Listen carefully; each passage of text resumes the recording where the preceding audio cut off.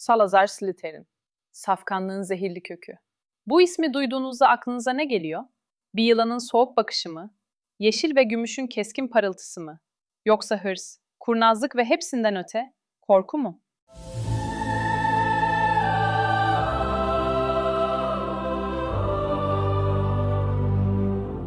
Slytherin, Hogwarts Cadılık ve Büyücülük Okulu'nun 4 kurucusundan biriydi. Ama onun adı, Godric, Rowena ve Helga'nın yanında bir onur fısıltısıyla değil, karanlık bir sessizliğin, tarihin içindeki gerilimli bir gölgenin aralığından yankılanıyor. Peki neden? Çünkü Salazar Slytherin yalnızca bir bina kurmadı, bir ideolojinin temelini attı. Yalnızca bir yatakhaneyi değil, sırlar odasını inşa etti. Ve ardında sadece bir miras değil, 1000 yıl boyunca uyuyan bir saatli bomba bıraktı. Biz onu, Voldemort'un atası olarak tanıyoruz. Safkan takıntısının ilk taşıyıcısı, ilk savunucusu, ilk fanatiği olarak biliyoruz. Ama gerçekte kimdi? Onu bu karanlığa sürükleyen neydi? Zamanının en parlak zekalarından biri miydi? Yoksa ön yargılarının mahkumu olmuş bir deli mi? Bugün, 10. yüzyılın sisle örtülü bataklıklarından Hogwarts'ın en derin ve en karanlık temellerine doğru iniyoruz. Bu, bir kurucunun nasıl bir kötü adam efsanesine dönüştüğünün hikayesi değil. Bu, o efsanenin aslında en başından beri gerçek olduğunun hikayesidir. 1000 yıl geriye gidelim. 10. yüzyıla. Büyücüler için bu dönem gerçek anlamıyla karanlık çağlardı. Muggle'lar anlayamadıkları her şeyden korkuyor, korktukları her şeyi yok etmeye çalışıyordu. Cadı avları başlamış. Sihir taşıyan herkes, çocuk, yaşlı, kadın fark etmeksizin avlanıyor, yakılıyor, boğuluyor, günah keçisi ilan ediliyordu. Bu çağ, paranoya ile hayatta kalma mücadelesinin birbirine karıştığı çürük bir zamandı. Salazar Slytherin'i anlamak için onun geldiği toprakları anlamak gerekir. O, İngiltere'nin bataklık bölgelerinden doğmuştu. Sisle örtülü, tehlikeli, her şeyin çamurun ve suyun altında saklandığı, hayatta kalmanın zeka istediği bir yer. Böyle bir coğrafya, insanın karakterini ya törpüler ya da keskinleştirir. Salazar'ınki keskinleşti. Kurnazlık bir hayatta kalma biçimiydi. Gizlilik bir erdem. Sırlar en büyük silah. Ve en önemlisi güvensizlik. Salazar, cadı avlarının gölgesinde büyümüştü. Muggle'ların nefretini, korkusunu ve vahşetini ilk elden yaşamıştı.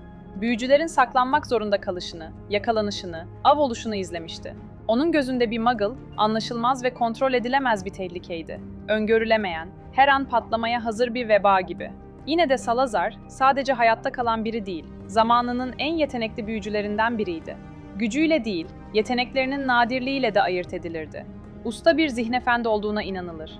İnsanların aklından geçenleri, onlar daha düşüncesini tamamlamadan sezebildiği söylenirdi. Bu yetenek, onun güvensizliğini daha da derinleştirmiş olmalıydı. Çünkü karşılaştığı Muggle'ların zihninde, büyücülere duyulan korkuyu ve nefreti çıplak haliyle görmüştü. Ve o, büyücüler arasında bile ender görülen bir armağan taşıyordu. Çatalağızlık. Yılanlarla konuşabiliyordu. Çoğu kişi için bu, karanlığın işareti olarak görülürdü. Fakat Salazar için bu, kadim büyünün saf ve bozulmamış kökenine açılan bir kapıydı. Yılanlar, kirlenmiş Muggle dünyasına ait değildi. Onlar, büyünün en eski ve en saf yankılarından biriydi. İşte tam da bu zulüm ve korku çağında, zamanın en parlak 4 büyücüsü ve cadısı bir araya geldi. Bu, o dönemde neredeyse bir devrimdi. Çünkü onların ortak bir hayali vardı.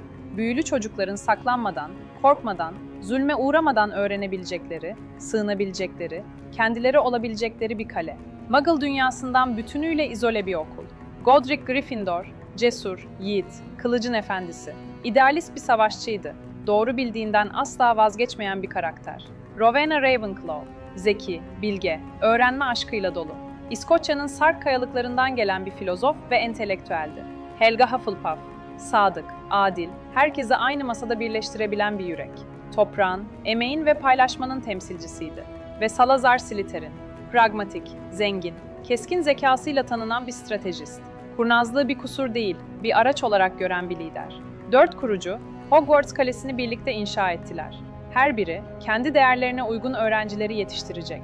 Böylece okul, 4 yönü de birbirini tamamlayan bir denge üzerine kurulacaktı. Ve gerçekten, bir süreliğine kusursuz bir uyum vardı. Salazar'ın değerleri açıktı. Hırs, kurnazlık, liderlik, beceriklilik ve en önemlisi, soy. Büyünün en saf halinin, büyülü ailelerin mirasıyla nesilden nesile en doğru şekilde aktarıldığına inanıyordu. Ona göre bu bilgi kutsaldı ve korunmalıydı. Binlerce yıl boyunca büyücü aileleri bunun için savaşmıştı. Kurucular arasında başlangıçta derin bir saygı vardı. Hatta efsaneler Godric Gryffindor ile Salazar Slytherin'in bir zamanlar çok yakın dost olduğunu anlatır. Biri kılıç, biri yılan. Biri cesaret, biri kurnazlık. Zıtlıklarında bile birbirlerini tamamlıyorlardı. Ta ki o kaçınılmaz soru bir gün masanın ortasına düşene kadar. Okul kuruldu. Fakat daha en başından çözülmesi gereken bir sorun vardı. Kimler Hogwarts'a kabul edilecekti? Godric Gryffindor, o idealist savaşçı, büyünün kaynağına değil, taşıyana bakıyordu. Ona göre büyü, nerede filizlenirse filizlensin bir hediyeydi. Cesaret, kanla değil, kalple ölçülürdü. Muggle doğumlu çocukların da okula alınması gerektiğini savunuyordu. Helga Hufflepuff ise tereddütsüzdü. O, herkesi kabul edeceğini söyledi. Adalet onun için bir ilkeden fazlasıydı. Ayrımcılığın her türüne karşı doğal bir nefret duyuyordu. Rowena Ravenclaw, zekanın ve öğrenme arzusunun soy bağından daha önemli olduğunu vurguladı. Soy, onun için bir ölçüt değildi, zihin ölçüttü. Ve Salazar. İşte burada sarsıldı. Diğerlerinin aksine bu fikri bir açıklık değil, bir delilik olarak gördü. Ona göre bu, kalenin içine düşmanı davet etmekten farksızdı. Usta bir zihnefendi olarak, Muggle doğumlu çocukların zihinlerine baktığında bir çelişki görüyordu. Ailelerine mi sadık kalacaklardı, yoksa büyücü dünyasına mı? İki dünyanın arasında sıkıştıklarında güvenebilecek miydiler? Salazar'ın paranoyası, yaşadığı çağın gerçeğinden besleniyordu. Onun gözünde bir Muggle doğumlu öğrenci, okulun sırlarını dışarıdaki avcılara taşıyabilir, kalenin yerini ifşa edebilirdi. Bu yalnızca bir önyargı değil, onun zihninde doğrudan hayatta kalma meselesiydi. Fakat zamanla bu güvenlik kaygısı daha keskin bir felsefeye dönüştü. Salazar, büyünün yalnızca safkan ailelerden gelenlere öğretilmesi gerektiğini savunmaya başladı. Ona göre sadece safkanlar sadakati garanti edebilir, büyünün kadim bilgisine ihanet etmezdi. Kirlenmemiş olduklarına, daha asil ve daha değerli olduklarına inanıyordu. Anlaşmazlık önce bir tartışmaya, sonra bir kırılmaya dönüştü. Ve sonunda bu kırılma, 4 kurucu arasındaki bağı kopardı. Salazar kendini 3'e karşı bir pozisyonda buldu. İdeolojisi reddedilmişti. Ve o, gururlu hatta kibirli bir adamdı. Reddedilmeyi kaldıramadı. Özellikle de kendisinden daha az zeki ya da daha az öngörülü olduğunu düşündüğü kişiler tarafından. Efsaneler, Salazar ile Godric Gryffindor'un arasında yalnızca sert sözlerin değil, kale duvarlarını titreten bir düellonun yaşandığını söyler. Salazar Slytherin kaleyi terk etti. Ama son sözü söylemeden gitmedi. Kaleyi terk etmeden önce o kurnaz zekasını kullanarak kendine ait bir iz bıraktı. Diğer kurucuların asla bulamayacağı, onların idealist zihinlerinin hayal bile edemeyeceği, sadece onun gibi olanların, yani çatal ağız konuşanların açabileceği gizli bir yer inşa etti. Sırlar Odası'nı. Bu, onun intikamıydı, vasiyetiydi. Onun çarpık safkan anlayışıydı. Eğer o, okulu kirli kandan koruyamazsa, geride bıraktığı silahı koruyacaktı. Bu oda, diğer kurucuların burnunun dibinde, kalenin temellerinin altına gizlenmiş bir tapınaktı. Ve o odaya, soylu Salazar Slytherin'in canavarını yerleştirdi. Bir basilisk, yılanların kralı. Sadece gerçek varisin kontrol edebileceği, tek bir bakışıyla öldüren bir yaratık. Yılan, onun soyluluğunun sembolüydü. Basilisk ise, onun nefretinin sembolü. Canavara tek bir görev verdi. Bir gün, varisi okula geldiğinde bulanıklardan okulu temizlemesi, değersiz olanları, yani Muggle doğumluları yok etmesi. Salazar Slytherin kaleyi terk etti. Ama ruhu, o canavarın içinde, o yılan heykellerinin arasında 1000 yıl boyunca uykuda bekledi. Salazar öldü. Ancak ideolojisi ve kanı yaşamaya devam etti. Slytherin'in mirası ikiye ayrılmıştı. Maddi ve manevi. Maddi mirası üzerinde yılan biçiminde işlenmiş bir S harfi bulunan ağır, altın bir madalyondu.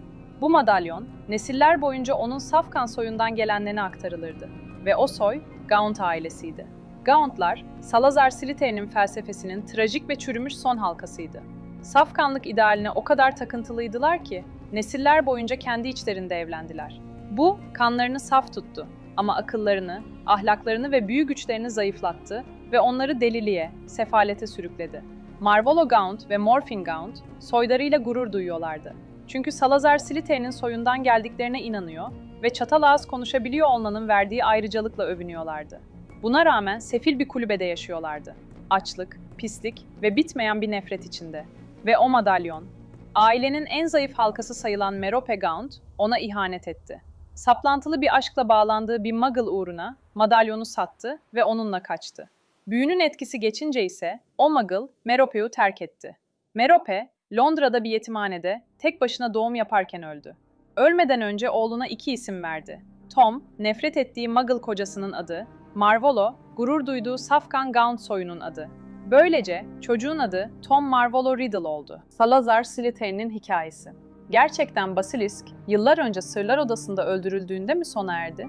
Ya da madalyon, savaşın en karanlık günlerinde yok edildiğinde mi sustu? Hayır. Çünkü Slytherin'in mirası, ne tek bir canavarın nefesinde saklıydı, ne de bir mücevherin içindeki karanlıkta. O miras, çok daha eski bir fikirdi. Kanın her şeyden üstün olduğuna dair inanç. Gücün haklıyı belirlediği düşüncesi. Hırsın, doğru ellerde bir erdem olduğuna yönelik o sarsılmaz öğreti. Ama ya tüm bunlar, o mirasın yalnızca görünen kısmıysa?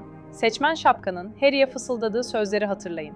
Slytherin seni büyüklüğe götürebilir. Bu sıradan bir uyarı değildi. Çünkü seçmen şapka, bir zamanlar Salazar'ın zihninden bir parça almıştı. Onun değerlerini, kaygılarını ve özlemlerini yüzyıllardır içinde taşıyordu. Hırs, kurnazlık, yaratıcılık, gerçekten karanlık özellikler midir? Yoksa yanlış kalplerde karanlığa dönüşen, doğru kalplerde ise büyüklük yaratan güçler midir? Öyleyse soru şudur. Salazar Slytherin, asırlardır anlatıldığı gibi korkulan bir kötücül figür müydü? Yoksa zamanının en yanlış anlaşılan kurucusu mu? Belki de cevabı onun paranoyasında aramak gerekir. Çünkü sonunda büyücü dünyası gerçekten de Muggle'lardan saklanmak zorunda kaldı. Salazar geleceği yanlış görmemişti. Belki yalnızca nasıl gerçekleşeceğini yanlış yorumlamıştı. Ve bugün onun mirası hala Hogwarts'ın kalbinde, yeşil ve gümüş yılan armasında yaşamayı sürdürüyor. Bizlere şunu fısıldayarak, en asil niyetler bile korku ve nefretle yoğrulduğunda, yüzyıllar sonra bile fısıldamaya devam eden bir canavara dönüşebilir.